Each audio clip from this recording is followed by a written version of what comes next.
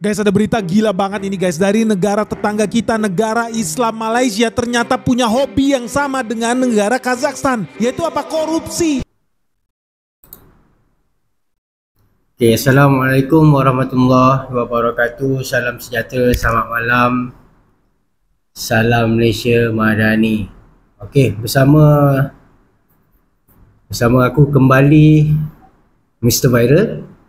Hari ni aku nak react satu video yang disampaikan oleh seorang brother YouTuber daripada Indonesia berkaitan dengan masalah-masalah yang kepimpinan yang berada dekat Malaysia. Perdana Menteri terdahulu yang melakukan korupsi ataupun rasuah, tak kira daripada rasuah apa kan. Ada 5 Perdana Menteri yang dia jelaskan. Tapi apapun, kita lihat dulu video brother daripada YouTuber Indonesia ni dan kita bahas kemudian. Kita lihat satu persatu sama ada apa yang dia cerita tu benar atau tidak, sama ada fakta ataupun sebaliknya. Kita saksikan dulu video ini dan kita sembang-sembang santai. Okey, jom kita lihat. Oke guys, selama ini negara Indonesia kan selalu dibully ya sebagai negara yang paling korup di kolong langit ini. Dari 100 negara nih yang disurvei 1 sampai 100, 1 paling bersih, 100 paling buruk, Indonesia ada di peringkat 99 di peringkat korupsinya. Artinya kita benar-benar dekat dengan neraka atau mungkin udah di neraka guys. Nah, orang Indonesia kan selama ini dibully ya sebagai negara paling korup, paling ngeri lah. Menterinya masuk korupsi, penjara. Aparat penegak hukumnya korupsi, penjara. BUMN, pejabat-pejabat BUMN pada korupsi, semua hobinya korupsi lah di negara kita, nilainya sampai triliun. Nah, kita selama ini berbangga diri betapa hebatnya prestasi negara kita ini di dunia internasional. Tapi sekarang kita berada dalam bahaya guys. Negara Indonesia akan dibalap sama negara Islam Malaysia yang sudah secara konsisten itu memenjarakan orang nomor 1 di negaranya dalam 15 tahun terakhir. Sekarang tahun 2025 guys. Dalam 15 tahun terakhir itu ada 5 Perdana Menteri di Malaysia. Dari 5, 4 masuk penjara kasus korupsi. Ini gila nih. Selama ini kita kira negara Indonesia udah paling hebat ya. Ternyata Malaysia nggak mau kalah guys. Luar biasa negara Islam Malaysia, lu hebat. Lu hebat banget. Lu punya 5 Perdana Menteri dalam 15 tahun terakhir. Dari 5 itu 4 korupsi. Masuk penjara. Gila ini barang. Gila. Yang pertama kita bahas Najib Razak lah, terkenal lah dengan filmnya Leonardo DiCaprio, Wolf of Wall Street. Lu tahu film itu menang penghargaan nih di Hollywood. Duitnya dari mana? Duitnya dari duit rakyat Malaysia guys, duit pajak Malaysia dipakai buat cuci duit sama Jolo membiayai film itu. Luar biasa nih orang Malaysia, luar biasa. Jadi teman-teman tahu ya, di Malaysia itu heboh banget ini kasusnya mega bintang ini di dunia internasional, di dunia korupsi. Itu korupsinya senilai miliaran dolar Amerika Serikat. Dan ternyata pada tahun 2022 Pengadilan Tinggi di Kuala Lumpur menegakkan putusan bersalah terhadap Najib atas kasus korupsi dan pencucian uang karena menerima sekitar 10 juta dolar secara ilegal dari program 1MDB. Dia dijatuhi hukuman 12 tahun penjara. Jadi teman-teman, Najib Razak ini menjabat sebagai orang nomor 1 di Malaysia dari bulan April 2009 sampai bulan Mei 2018. So kepemimpinan dia itu 2 periode lah pemilu yang ada di Malaysia. Konsisten dia jadi orang nomor 1. Artinya apa? Dari situ udah tahu ya. Artinya korupsinya juga nomor 1 guys. Luar biasa nih, orang gila banget. Karena duitnya itu miliaran dolar Amerika Serikat. Oke, jadi yang pertama kita udah punya namanya Najib Razak ya. Temannya Leonardo DiCaprio, luar biasa korupsi. Oke, yang pertama dia cakap tentang Perdana Menteri kita yang ke-6. Okey, Najib Razak, Datuk Seri Najib Tun Abdul Razak. Okey, memang kita semua maklum, satu dunia maklum dengan kes yang terlibat yang terlibat oleh Najib Razak. Kes YMDB, SRC kan, dah dijatuhkan hukuman 12 tahun, 200 lebih juta denda. Dan apabila mahkamah rayuan apa semua dijatuhkan bersalah, dia tetap masuk penjara. Dan apabila Agung masa tu, Agung yang ke-16 bagi pengampunan. Datuk Seri Najib dapat pengampunan separuh daripada 12 tahun, kan? 12 tahun tu dia bagi separuh dan 50 juta denda. Jadi apa yang disampaikan oleh seorang brother YouTuber daripada Indonesia ni, ada fakta yang benar dan ada fakta yang tak benar. Apa yang benar dia? Dia dijatuhkan hukuman. Apa yang tak benar? Yang tak benar dia, awal tadi dia cakap dalam masa 13 bulan. Datuk Seri Najib 10 tahun, bukan 13 bulan Dan dia jatuhkan mahkamah sekarang, hukuman dia bukan 12 tahun. Okey brother? Okey, tengok betul-betul dalam, kalau nak ambil sesuatu kes yang melibatkan Malaysia, lihat fakta yang sebenar-benarnya fakta. Jangan bila kita tengok, kita kaitkan dengan orang yang bersalah, banduan, kita terus buat hujah kita, orang ini kena tangkap, hukuman dia sekian. Sebaliknya fakta yang betul anda tidak tahu apa yang berlaku. Cuma anda boleh tengok ini saja, satu sudut. Anda tidak melihat keseluruhan sudut. Okey? Kita lanjut video yang kedua. Yang kedua, dia digantikan, kemudian dia masuk penjara, digantikan sama Dr. Tun Mahathir Mohamad nih. Mahathir Mohamad menjabat sebagai Perdana Menteri di Malaysia, orang nomor 1 dari tahun 2018 sampai tahun 2020. Itu sebetulnya kedua kalinya dia jadi Perdana Menteri. Korupsi di Malaysia? No, nol. Ya mungkin dia udah sadar dia sebentar lagi masuk kuburan ya, jadi dia tobat ya. So dia tidak melakukan tindakan korupsi. Tetapi jangan khawatir guys, negara Malaysia itu luar biasa. Begitu si Mahathir Mohamad turun, naiklah Perdana Menteri baru yang namanya Muhyiddin Yassin. Lu tahu dengan Muhyiddin Yassin ternyata dia didakwa melakukan korupsi. Nilainya 788 miliar. Dan itu dilakukan justru ketika negara Malaysia sedang terpuruk karena terjadi COVID. Jadi peristiwa COVID-19, banyak koruptor lahir itu bukan cuma di Indonesia guys. Itu juga adalah hak, ingat ya, korupsi itu juga hak bangsa Malaysia. Hobinya apa? Korupsi. 788 miliar, gila, negara lagi pusing, banyak korban mati, orang sibuk korupsi, pejabat-pejabat di Malaysia ini. Jadi Muhyiddin Yassin nih, umurnya 75 tahun, dia ditangkap nih hanya beberapa bulan setelah kalah pemilu dari Anwar Ibrahim untuk memperebutkan kursi Perdana Menteri.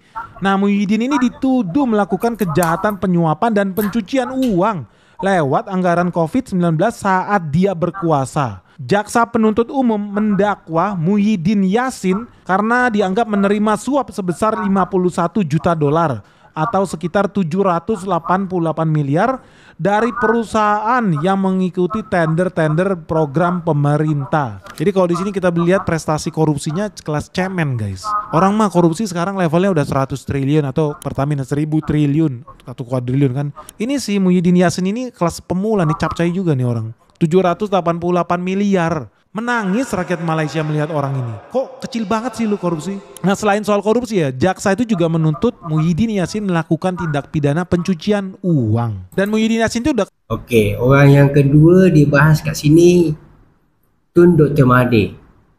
Okey. Tun Dr. Mahathir, dia sebenarnya ada kes-kes yang melibatkan pada diri dia. Cumanya kita tak dapat orang kata apa, tak dapat nak apa ni orang cakap, proofkan kes dia. Dia ada skandal-skandal, tapi Tun Dr. Mahathir ni orang yang bijak dalam segala segi. Susah nak dapatkan dia punya tangkapan untuk mensabitkan kesalahan terhadap Tun Dr. Mahathir ni susah. Dia sangat-sangat bijak sebab dulu tak ada internet, tak ada video cam, tak ada internet handphone kan. Handphone ada tapi tak secanggih sekarang. Teknologi tak secanggih sekarang. Kalaulah sekarang Tun Dr. Mahathir buat macam ini, kita bagi garanti pasti 100% dia kena tangkap. Kalau sekarang lah dia buat, tapi 30 tahun lah Malaysia daripada COVID sampailah 13 bulan tu dengan bermacam-macam masalah. Itu betul. Daripada berada YouTuber Indonesia cakap, betul. Dia dalam masa 13 bulan, yang 13 bulan memerintah tu Nurdin Yassin, bukan Najib Razak. Okey, kena perbetulkan tu fakta tu.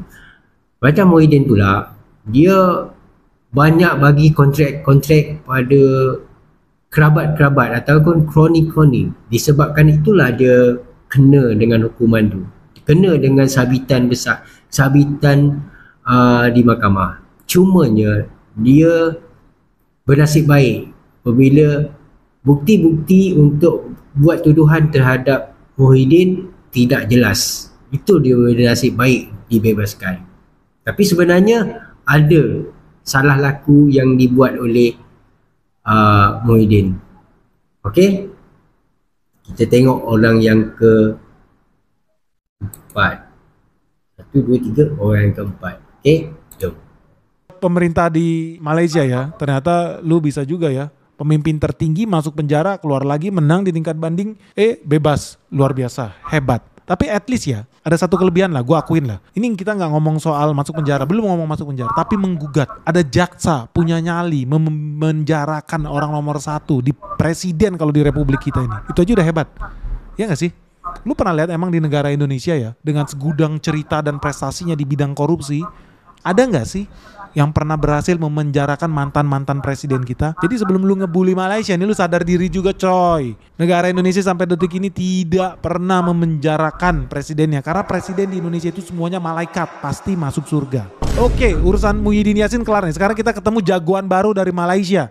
Namanya Ismail Sabri Yaakob, Perdana Menteri Malaysia. Ini kasusnya fresh from the oven. Dia menjabat cuma 14 bulan guys, cuma 1 tahun lebih dikit. Tetapi prestasi korupsinya luar biasa karena akhirnya terungkap. Di bulan Maret 2025 ya, 1 minggu lalu, dia menjadi tersangka kasus korupsi senilai 2,5 triliun. Ini fresh from the oven, ini luar biasa. Ini bikin heboh, dia jadi headline di mana-mana di Malaysia. Tapi Malaysia itu kan otoriter ya. Lo gak bisa tuh ngata-ngatain koruptor di sana, walaupun memang koruptor.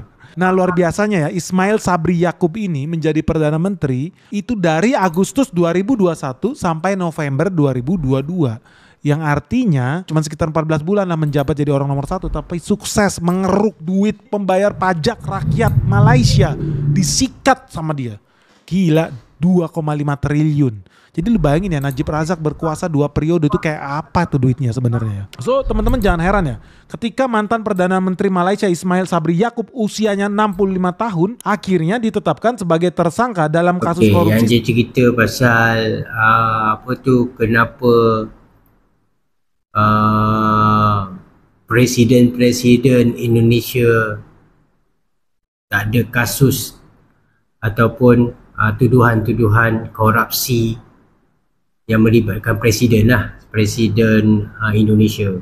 Macam dia cakap lah, presiden Indonesia ni suci umpama malaikat, suci umpama Tuhan kan. Tak boleh orang usik langsung presiden, tak boleh.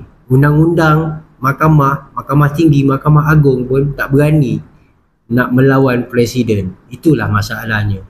Lagi satu, bukan presiden Indonesia ni tak ada korupsi, tak ada rasuah, ada banyak bersepah-sepah kan. Tapi kebijakan presiden dia tak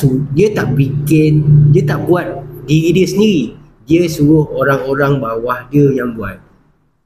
Tak kira lah daripada bupati ataupun gubernur ataupun orang bawah-bawah dia yang melakukan pengubahan wang haram ataupun cuci duit dan bagi pada presiden. Sebab apa? Sebab presiden setiap kali buat pilihan raya dia memerlukan duit yang banyak untuk melabur. Daripada mana Presiden nak cari duit untuk pilihan raya? Daripada inilah sumber-sumber gelap yang dilakukan. Itulah punca dia. Yang kena tangkap orang-orang bawah. Yang tak kena tangkap, yang suci bab malaikat, umpama malaikat Presiden. Berbeza dengan Malaysia. Tak kira siapa. Tak kira engkau menteri, engkau raja, engkau rakyat biasa, engkau pemimpin, engkau siapa saja, rakyat Malaysia yang ber-IC merah dalam Malaysia wajib kena tangkap jika ada kesalahan. Okey? Jom kita tengok. Sambung. Ya sebenarnya ya. So teman-teman jangan heran ya, ketika mantan Perdana Menteri Malaysia Ismail Sabri Yaakob usianya 65 tahun akhirnya ditetapkan sebagai tersangka dalam kasus korupsi senilai 700 juta ringgit alias sekitar 2,58 triliun yang dihabiskan untuk kegiatan publikasi pemerintah selama 14 bulan masa jabatannya. Nah hebatnya ya, si Yaakob ini dia percaya diversifikasi guys. Jadi duit korupsinya itu bukan semuanya uang cash. Ternyata dia main juga emas. Nah informasi ini kita dapat melalui MACC. Ini adalah lembaga anti korupsi alias KPK-nya Malaysia. So lembaga anti korupsi Malaysia baru saja menyita uang tunai senilai 170 juta ringgit atau sekitar 627 miliar dalam bentuk mata uang lokal dan asing. Nah pas disita ternyata ada juga emas batangan seberat 16 kilogram senilai 7 juta ringgit alias sekitar 26 miliar dari sebuah kondominium di bulan Februari 2025. Nah selain si Yaakob nih yang ditangkap oleh MACC KPK yang Malaysia, mereka juga nangkep 4 ajudan senior Ismail Sabri di Februari 2025. Jadi di sini lu bisa lihat ya bagaimana ngerinya ya dunia korupsi ya. Mereka ini nggak ada malu-malunya guys. Di Malaysia itu rampok koruptor tuh banyak. Dan itu terbukti. Kenapa? Karena orang nomor satunya aja korupsi. Di sini lu harus bangga sebagai rakyat Indonesia. Tidak pernah ada presiden Indonesia terbukti sebagai koruptor. Melakukan tindak korupsi. Tidak ada. Kenapa? Karena suci. Semua presiden Indonesia itu orang baik. Masuk surga. Bahkan mungkin lebih baik dari Tuhan guys. Makanya mereka kebal hukum. Hebat ya. So lu harus bangga. Sekotor-kotornya Indonesia tidak pernah ada sepanjang sejarah presiden Indonesia yang masuk penjara. So anyway guys, sekarang kita masuk ke Perdana Menteri yang kelima namanya Anwar Ibrahim. Ini baru aja naik nih di tahun 2022 sampai detik ini nih. So Anwar Ibrahim lu tahu nggak sejarahnya? Ternyata Perdana Menteri Malaysia saat ini itu juga mantan narapidana guys. Anwar Ibrahim Perdana Menteri Malaysia yang ke-10 pernah dipenjara kasus korupsi dan sodomi. By the way anyway ya, bukan gua artinya gua hatersnya si Anwar Ibrahim enggak. Ini kita mau bahas fakta dan data. Kenapa? Berdasarkan fakta, Perdana Menteri Malaysia sebelum dia berkuasa sekarang dia suka diserang sama lawan-lawan politiknya. Okey, yang macam Perdana Menteri yang ke-9 Ismail Sabri Yaakob. Okey brother dia memang tersangka. Mula-mula dia sebagai orang yang nombor 2. Maksudnya dia bukan tersangka, dia cuma membuat salah. Dia terus akan menjadi tersangka, orang yang dituduh. Okay. Bila dia dituduh, kena ingat satu, belum tentu Ismail Sabri Yaakob menjadi orang bersalah sebelum dijatuhkan hukuman. Okey? Sebelum dijatuhkan hukuman, dia belum bersalah. Dalam undang-undang Malaysia macam itu. Okey? Anda kena faham. Dia cuma tersangka. Jangan kata dia tersangka dan dia benar-benar melakukan penyelewengan wang tersebut. Jangan silap. Anda kena tahu itu, undang-undang Malaysia tidak sama dengan undang-undang yang ada mungkin di tempat anda. Indonesia tak sama. Indonesia kita tengok, kita tahu orang tu salah sikit pun dah kena pukul sampai mati. Tak salah pun kena pukul sampai mati. Tak salah pun kena tangkap. Okey? Kebanyakannya kita lihat macam itu. Lagi-lagi orang-orang awam yang tidak ada kuasa. Yang tak ada kuasa, yang bukan pemimpin, ramai yang kena tangkap, yang tak bersalah. Di Malaysia tidak. Engkau bersalah, engkau kena tangkap. Kau tidak bersalah, engkau dilepaskan. Belum tentu orang yang kena dakwa bersalah. Kena faham ya? Okey, kita tengok yang terakhir, Anwar Ibrahim. So, Anwar Ibrahim ini sudah melalui perjalanan panjang dalam karir politiknya. Dia bahkan pernah mencicipi getirnya hidup di balik jeruji penjara karena tuduhan kasus korupsi dan sodomi. Anwar Ibrahim sempat dipecat dari pemerintahan dan Partai UMNO yang berkuasa pada saat itu di tahun 1998. Dia juga dianggap meremehkan Perdana Menteri Malaysia saat itu yaitu Mahathir Mohamad yang kemudian memecat Anwar serta mengusirnya dari keanggotaan Partai UMNO. Anwar kemudian dipenjara pada 1999 atas tuduhan yang meragukan. Dia didakwa atas kasus korupsi, juga kasus sodomi. Anwar dijatuhi hukuman 6 tahun penjara atas dakwaan korupsinya di tahun 1999. Nah, setahun berselang, dia juga menerima hukuman tambahan 9 tahun penjara untuk dakwaan sodomi yang menjeratnya. So guys, di sini lu bisa lihat ya, ternyata begitu variatif ya di kasus-kasus korupsi di pejabat-pejabat tinggi Malaysia ya. Kalau di Indonesia kan cuma terkenalnya kasus korupsi ya. Ternyata Malaysia ini nggak mau kalah dari Indonesia kalau bisa kasus korupsi plus sodomi gitu ya. Jadi biar ada variasi kalau. Okey. Perdana Menteri yang kelima daripada urutan YouTuber Indonesia. Yang kelima ni Anwar Ibrahim lah. Okay, kes pada Anwar Ibrahim pada tahun 1998 apabila kejatuhan ekonomi global, ekonomi dunia merundum, Mahathir nak pinjam kepada Bank Dunia. Itu yang punca dia. Mahathir nak pinjam Bank Dunia, IMF.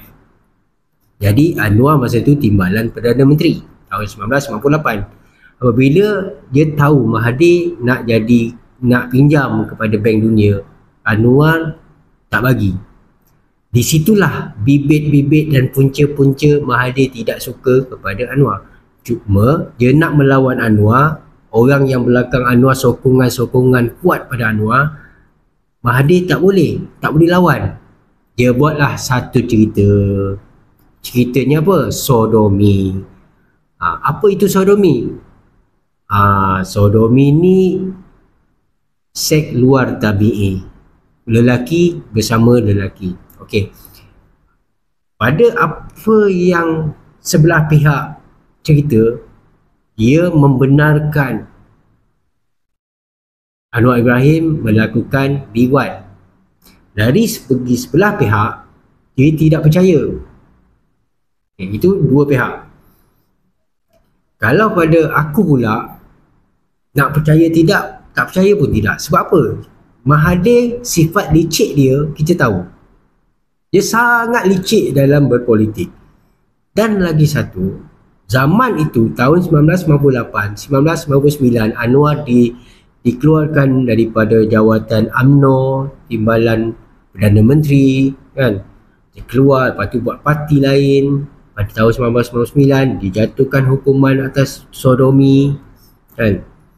Sebab apa dia kena dengan sampai pikul tilam apa semua kan. Zaman tu teknologi tidak canggih. Video tak ada, apa tak ada, sekadar hanya berucap, menuduh dan dijatuhkan hukuman. Itu punca pertama dia sebab Mahathir lawan Anwar. Dan kita lihat sekarang bukan Mahathir hentam Anwar, Anwar sekarang hentam Mahathir. Cari ruang bagaimana nak menjatuhkan hukuman kepada Mahathir dengan kesalahan-kesalahan yang pernah dilakukan 30 tahun, 40 tahun. Okey, lagi satu, Anwar tidak ada kes dari segi kewangan. Tidak ada Okay brother Indonesia YouTuber ni, anda kena lihat betul-betul fakta yang sebenar-benarnya. Anwar Ibrahim dijatuhkan hukuman atas kes sodomi, bukan salah laku, bukan kes rasuah dan bukan kes penyelewengan wang negara. Anda silap. Anda nak ambil satu kes, anda nak buat satu-satu video yang melibatkan pemimpin-pemimpin Malaysia, anda harus kaji daripada A sampai Z. Segala-galanya anda kaji. Anda tidak boleh ambil sikit, anda masukkan dalam video anda hujah, okey ini Perdana Menteri yang ini, okey kesalahannya ini. Anda tak tahu fakta sebenarnya apa. Anda kena kaji balik segala-galanya, baru anda mendapatkan fakta yang sebenar. Okay, macam PM kita yang kelima ni, yang ke-10 lah tahun zaman ini, Perdana Menteri yang ke-10 Anwar Ibrahim, dia tidak pernah melibatkan dalam kes rasuah ataupun pengubahan wang haram. Okey, brother, itu saja yang aku nak jelaskan, sebab fakta-fakta yang anda berikan ada yang benar dan ada yang tidak benar. Okey, yang benar saya kata benar, yang tak benar saya harus perbetulkan. Anda boleh buat video semula, perbetulkan apa yang pengetahuan anda yang tidak benar. Okey, itu saja daripada Mr. Viral. Assalamualaikum warahmatullahi wabarakatuh. Baik. Belum lupa share, like, komen dan subscribe video Mr. Viral. Assalamualaikum.